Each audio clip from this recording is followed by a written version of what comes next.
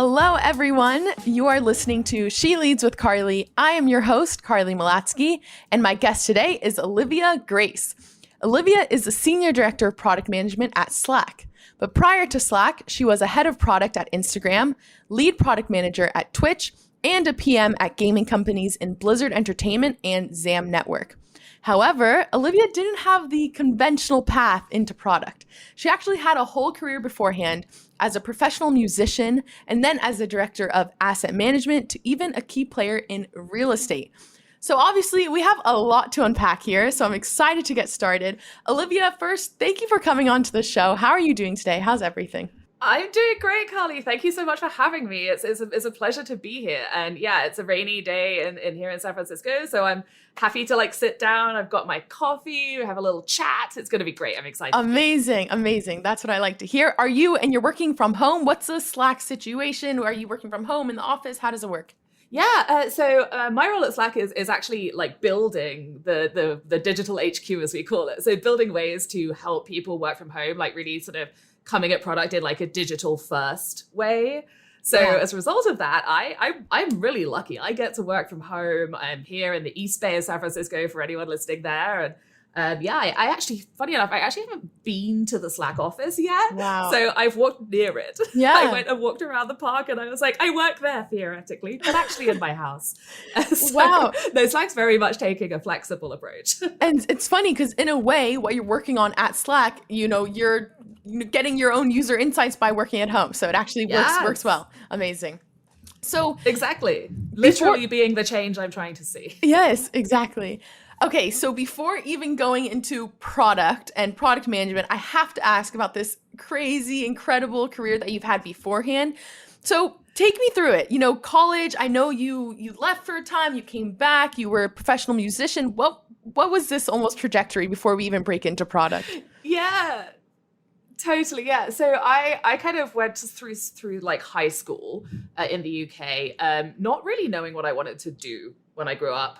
And so I wanted to get into Oxford, and I had this big I'm just going to get into Oxford and then my life will be made and I'll be all set and everything will be good. And I got to Oxford and I was I was 18.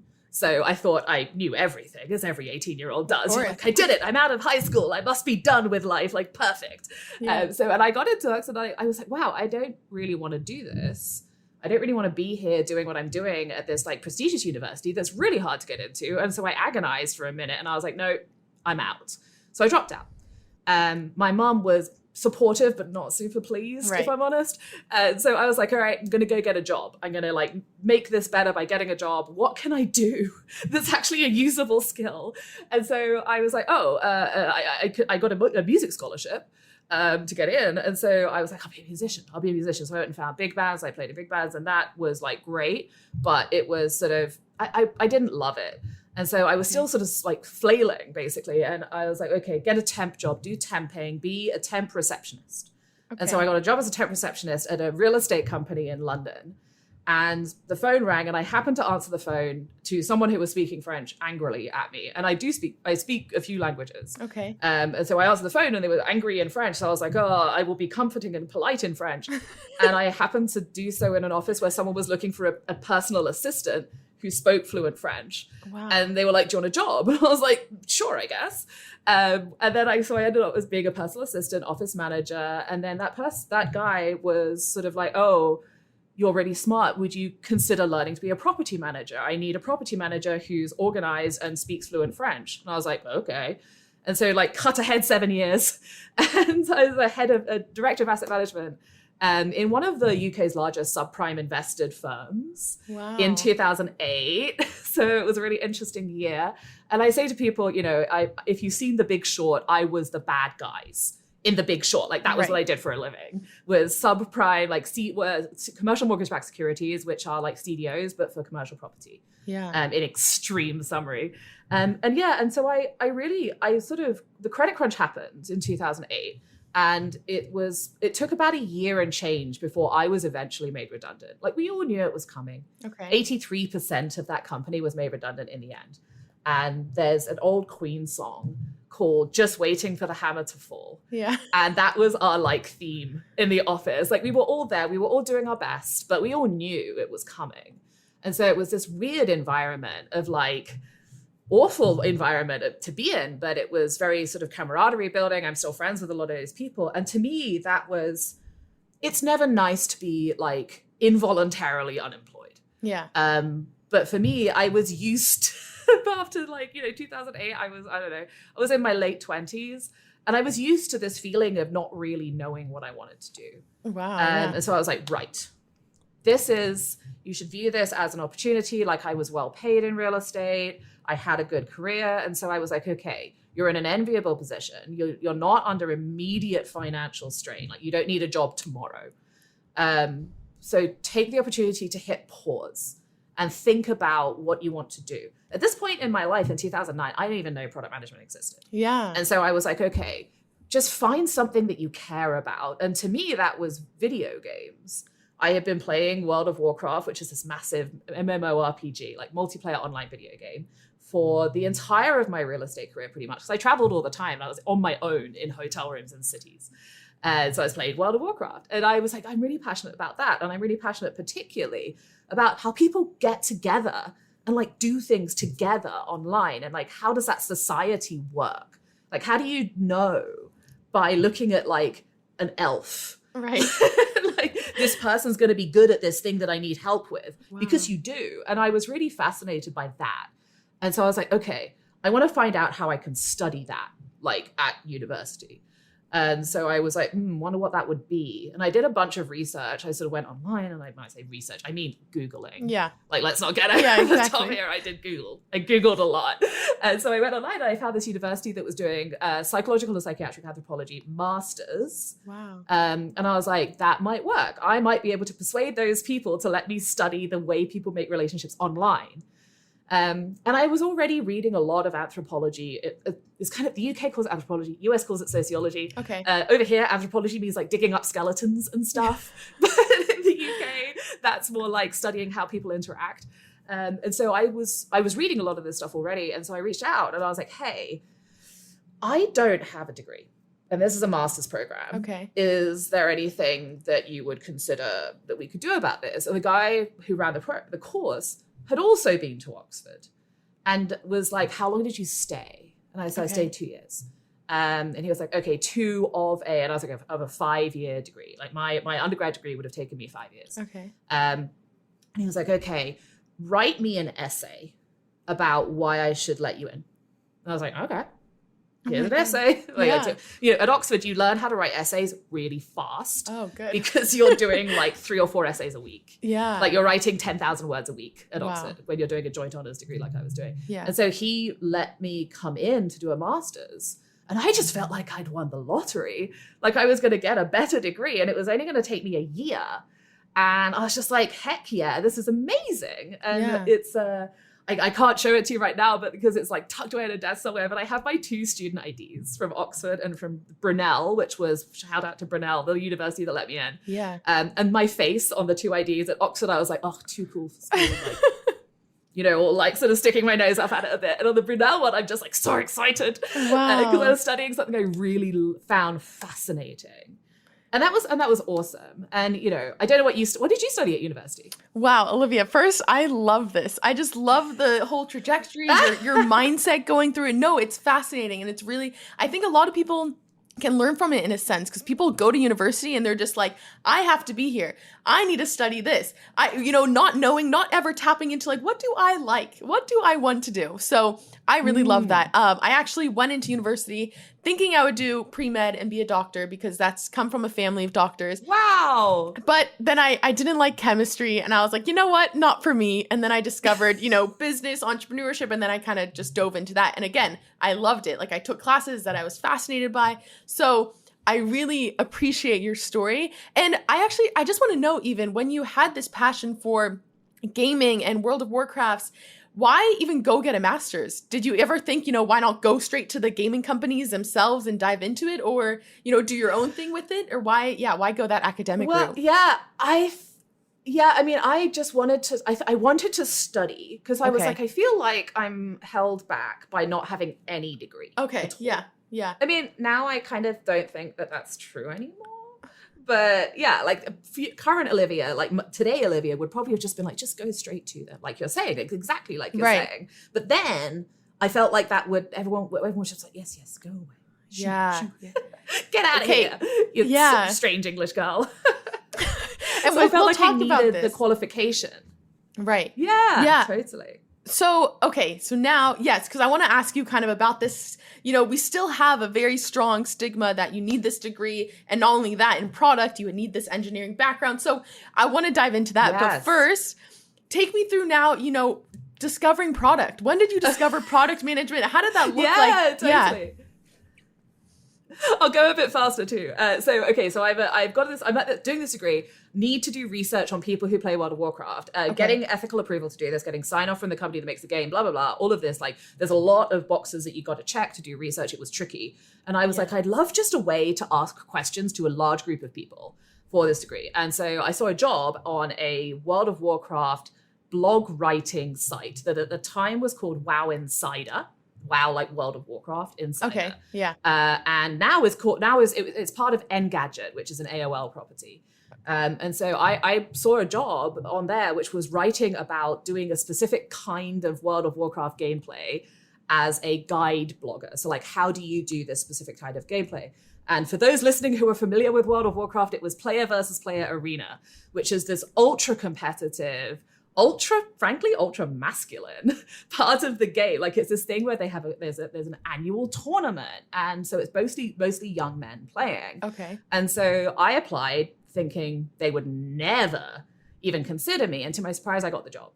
They liked that I was friendly and approachable. They liked my writing style. They liked that I didn't make too many grammatical errors. Having studied English at Oxford, I should probably not be surprised by that. But yeah, so when I was doing that, so that turned into, after I finished the degree, it turned into this very short-lived but, you know, really fun career as a World of Warcraft influencer.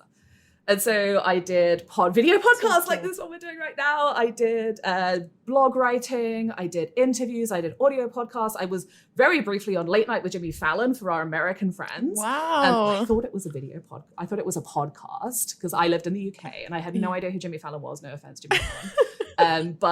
So I was like, wait, this is on camera? Oh, and it's the middle of the night. Oh, okay, cool. Oh my goodness. And through that, I ended up working at a Tencent subsidiary, Zam, which you mentioned earlier. Yes. And I joined them as a video content creator. So my job was to be in on front of camera, like I'm doing right now, and talk about the recent gaming news for certain games. And they were like, man, you're organized. Gosh, you've really got yourself together compared to our other content creators. Have you ever done anything before? And I said, oh, yeah, this real estate career. And they sort of said, hey, so you went from director of asset management to makes videos about World of Warcraft? I was like, that's pretty much it. Yeah, with a few stops. And they were like, do you want to be a product manager? And I said, what's a product manager? And they explained that it was the person who I worked for was like, oh, it's basically what you did for buildings where you're taking this building being like, what could we do with this? Should we make it better? How should we do that? And doing it for websites. I was like, okay, I can do that probably. And that was 2010. Yeah. And so now it's been 12 years almost. So yeah, I found that. And yeah, like you said, I think you kind of summarized the path from there. So I went from Tencent to Blizzard to a startup called Curse, which was acquired by Twitch, to Instagram, Facebook, and now here I am at Slack. Loving it. Incredible. And even before, so you mentioned it's a very male-dominated, in this gaming world, very male-dominated. You were going on to Jimmy Fallon, things like that. And even now, you know, your career as a PM at Slack, senior director of PM, do you encounter this, you know, imbalance between genders and, you know, being, and even also, I want to say, even applying, you know, you said like, you know, I wouldn't have applied, but I applied knowing that maybe I won't get it, but you ended up getting it. What is this mentality that people can really take on when we're applying, especially girls? You know, we see a list of things and we're like, nah, we can't apply. We don't have 5 of them, even though, you know, guys apply with 1 criteria. So take me through that mentality. Oh, totally. Yeah. Yeah, and I think, like, you know, just to answer the first part of your question, I think that, you know, gaming at the time was very male-dominated. And there's been a lot of recent discourse about this in the gaming world. And I think gaming has a real opportunity to get better. I will say that after transitioning into tech, that representation, that diversity and inclusion has been night and day. And I'll start with the most recent. Joining Slack, I knew that it had this amazing environment. Like you've had female execs from Slack on before, and there was this lady called April Underwood who no longer works at Slack. Yes. But I saw her on stage and I was like, oh my gosh, this company not only has women executives, but they're the ones out there talking about the product. That is so cool. Wow. And so I had this feeling that Slack was going to be amazing for this. And 100% it is. It's just a fantastic environment. And Facebook was great too. And so I think like it's much better in tech. Gaming has some distance to come, let me put it that way. And the mentality question, to me, it's just the approach which I have always taken to this is the very worst thing someone can say is no. Yes. And what would happen if I, for whatever reason, applied tomorrow for a VP of product role at a fintech firm or something, which I'm not really qualified Yes. to. And the very worst thing, if I wanted to change jobs, which I don't, the very worst thing they could say is no. And then what changed in my life? Nothing. Yeah. I'm still at Slack. I'm still an amazing company. I'm still happy. I'm still doing a thing I love. And so it's really just about like, don't be afraid of just trying, because the worst possible outcome is where you already were. And the best outcome is that you get the thing you want. So like ask. And like, I love it. and I think it's so easy. Women are so much more conscientious about those limitations, as you say, like, oh, 5 things, I can only do 3. Mm-hmm. And it's like, great, you can do more than half of the things. So go ask. Right. The worst they can say is no.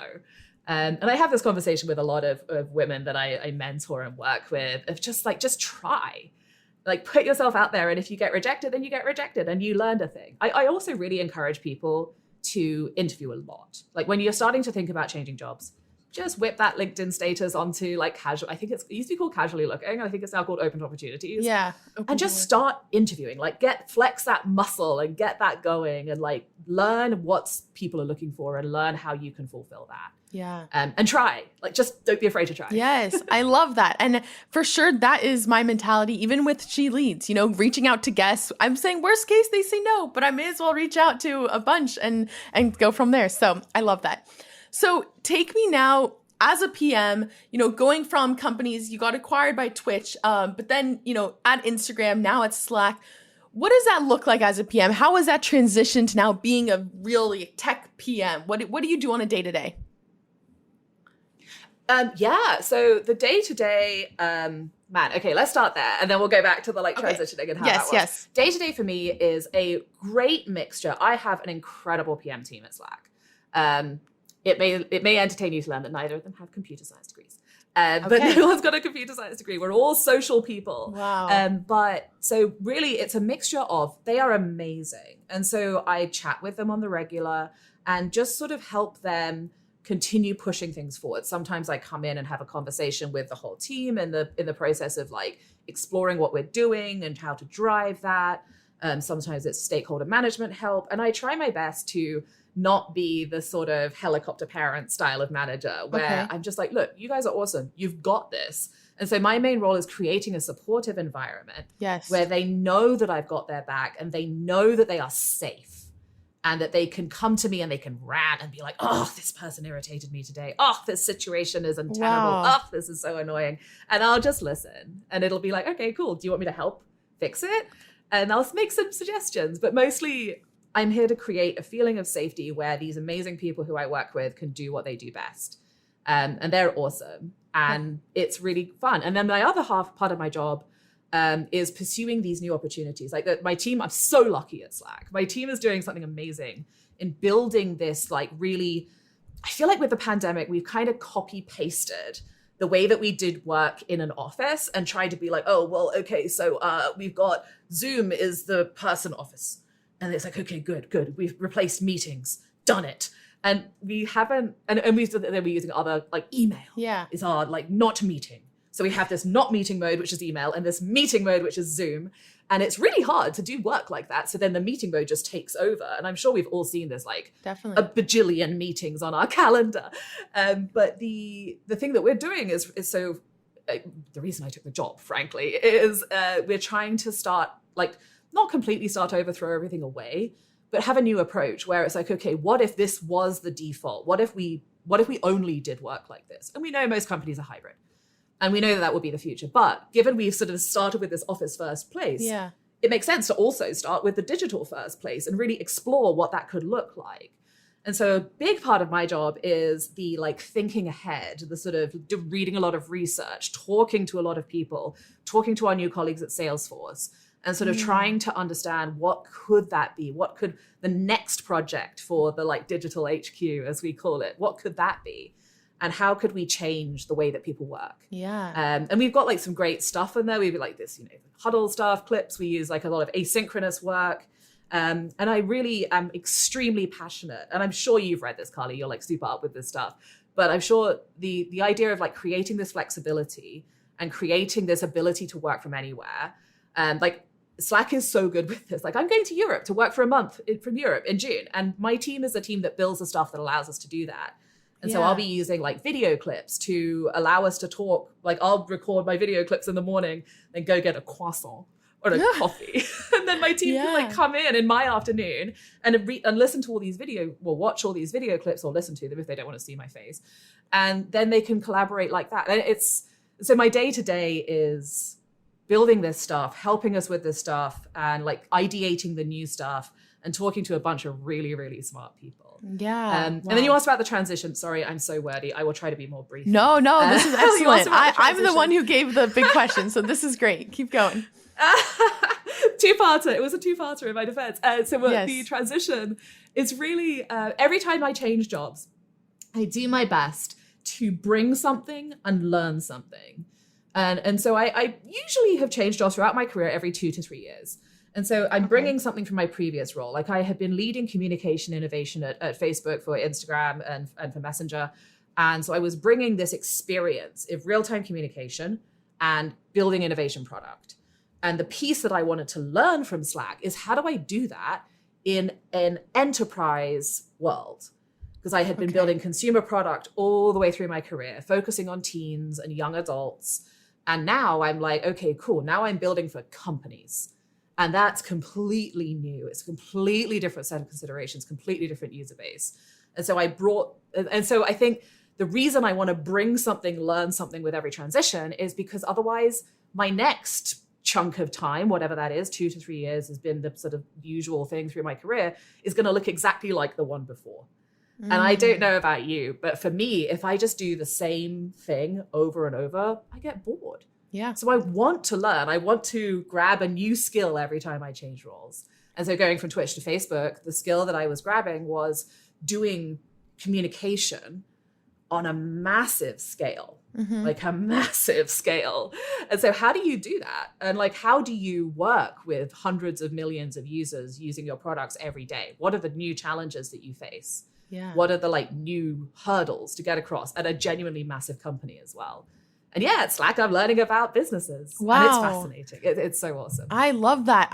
It seems like it's all very intentional. Like you said, bring something, learn something. I love that. And also in that same vein, did you think of, a transition from a product position, going from lead to head to now senior director? Did that also come to it? To me, it's less about the title and more about the sort of how much capacity does this role give me to make change and do good? Like my core motivator as a product manager, like the outputs of jobs like money, vacation, healthcare, like there's outputs, but my core motivator is I want to make people's lives better. And it's a lofty goal. Yeah. Don't get me wrong.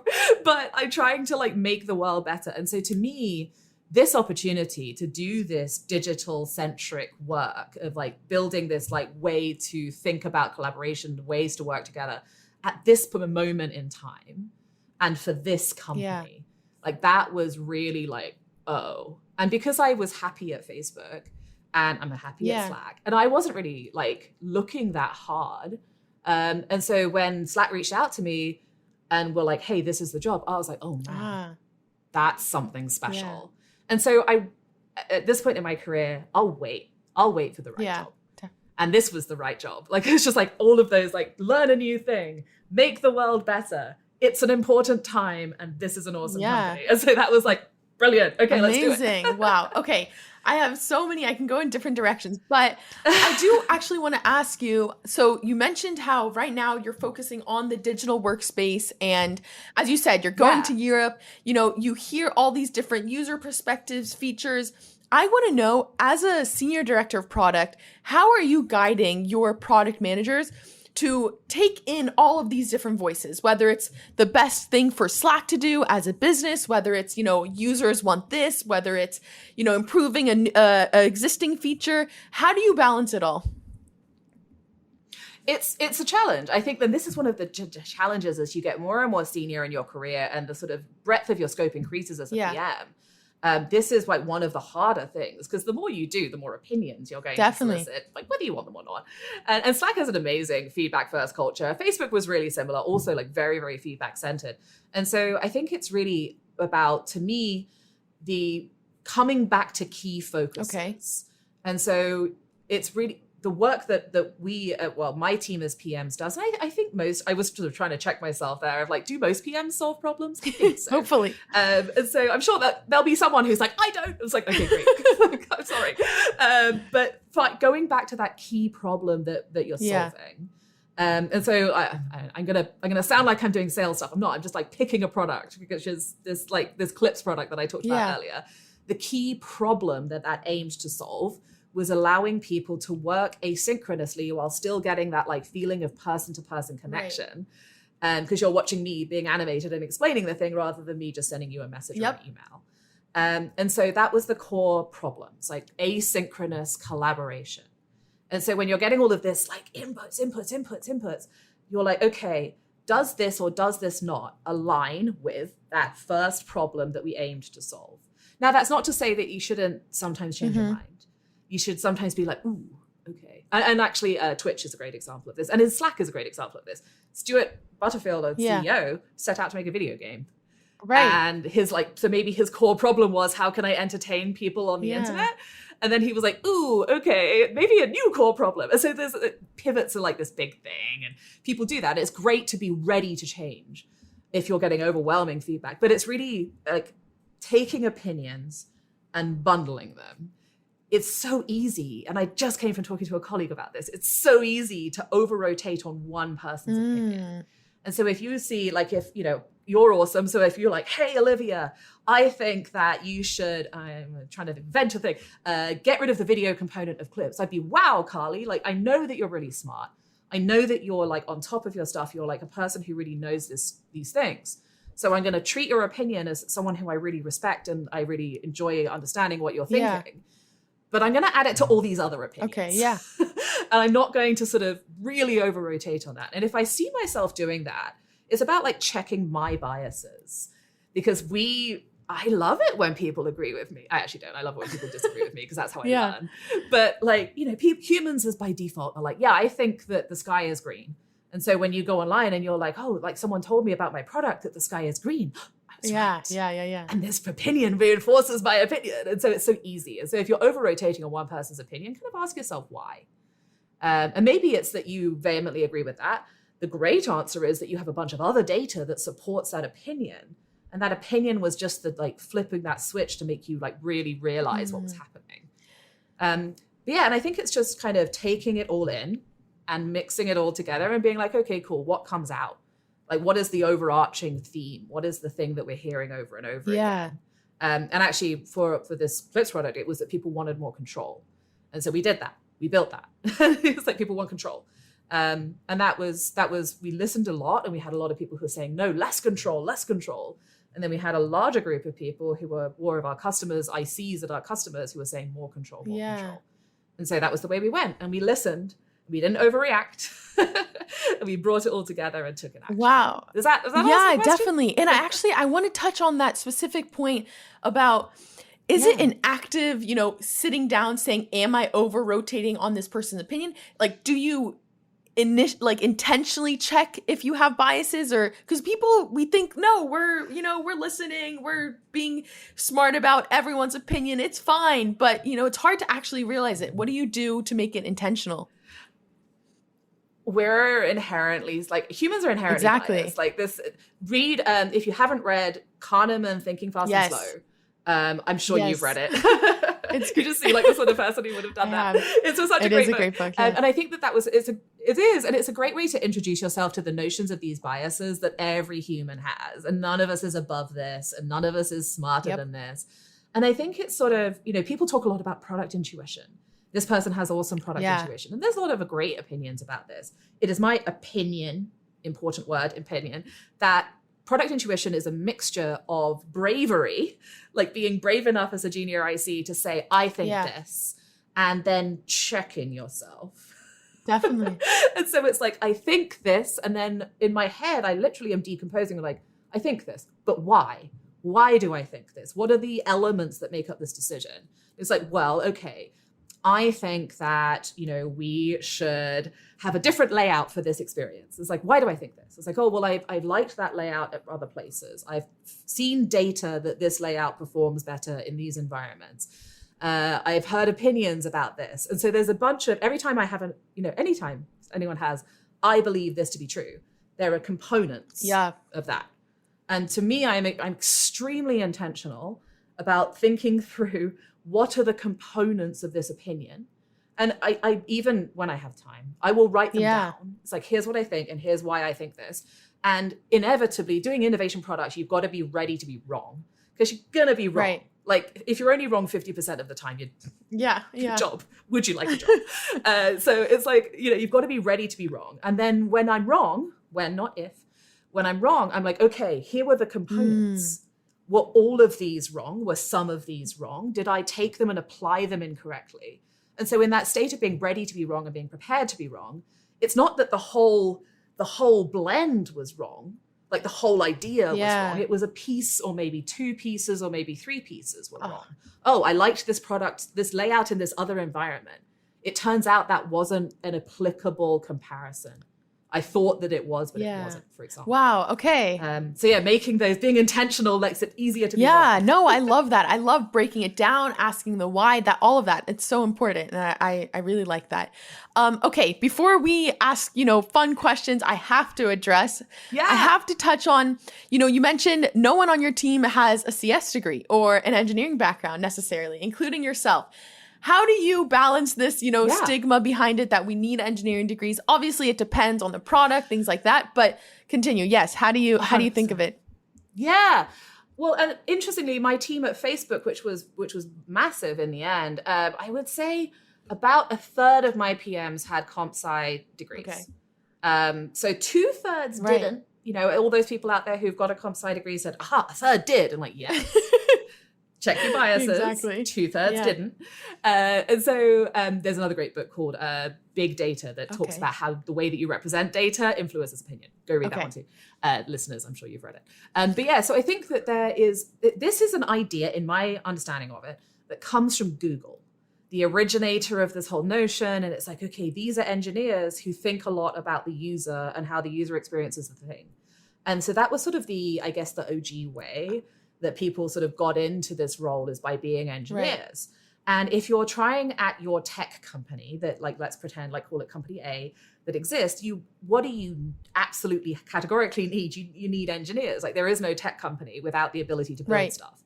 And so when you're thinking about getting that first PM, the easy path is to transition an engineer. And there are engineers who are amazing product thinkers. I am lucky enough to work with a bunch of them at Slack. And then there's people who are less that way. And that's totally valid. They are great infrastructure thinkers. They can map out networks in their minds, and they understand how software talks to software, but they're less about the end user experience. And that's great too. And so I think that there's this sort of stigma of like, you need to have that background. And I am here to tell you that you do not. I think it's really about like certain types of PM. If you are an infrastructure PM, which I've never been, then you're probably going to need that technical nous. But if you are someone who is building consumer-facing product, if you are someone who is doing what I do, building innovation product, which is person-facing, then no, you don't need it. And it's great if you've done it. I'm not going to sort of put a black mark against someone's studied computer science no higher. Definitely that's not what's happening. But there's this feeling that people need this. And I think it also goes back to a question you were asking earlier, Carly, about gender and the nature of STEM and gender. And I think it's sometimes an obstacle that it's much, the representation of women in STEM, particularly in the US, is lower. And so the likelihood that a given female human, a given woman has a comp sci degree is lower. That isn't a criticism of women. It's the environment we exist in. And so there's another blocker that women feel. So I have a social science degree. My team doesn't have these comp sci degrees. There is no secret comp sci club. I mean, maybe there is a comp sci club. Actually, there might be a club, a literal club.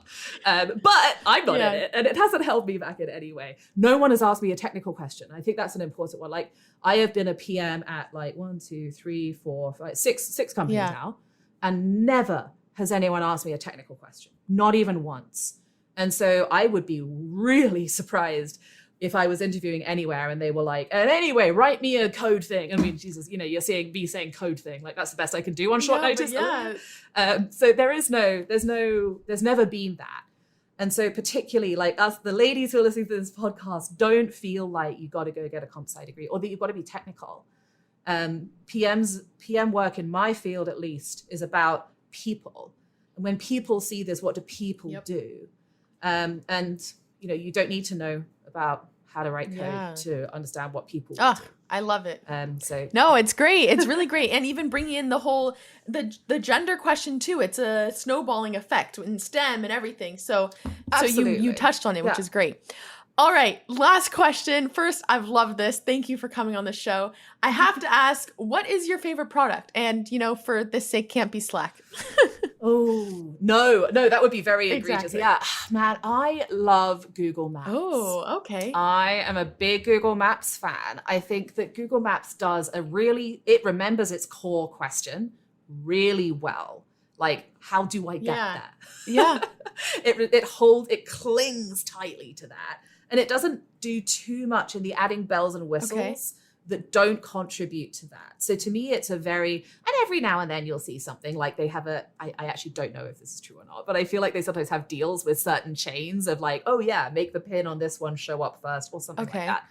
But they are really focused on that core job of helping someone get somewhere. As a lifetime Android Windows user as well, I definitely I'm a gamer. It's hard to play games on a Mac, so I'm used to that Windows machine. But to me, I love the focus of it, and I love the experience that they've built around it on Android. I don't actually know if this exists on iOS, I'm sorry. You get driving mode. Okay. So when you go into Maps and it knows you're driving as opposed to walking, cycling, etc., it will shift into this mode automatically. And it's really awesome. Like, you can ask it things, you can make it play music, play podcasts like this podcast, you can listen to audiobooks, all while focusing on that map. And I just think that they've clung on to that core problem and augmented it in a really sympathetic way whilst never losing touch with their core use. Yeah, wow, I love it. It also, like, that question even got me into your mind of how are you thinking of products. So it's excellent. Okay, Olivia, thank you for coming on the show. It was so fun. It was great learning from you. So thank you. Thank you so much for having me. I really appreciated this. This has been super fun. I'm sorry I'm so No, rambling, it was excellent. Thank you so much. I wish everyone was rambling. No, it's great. Perfect. Thank you.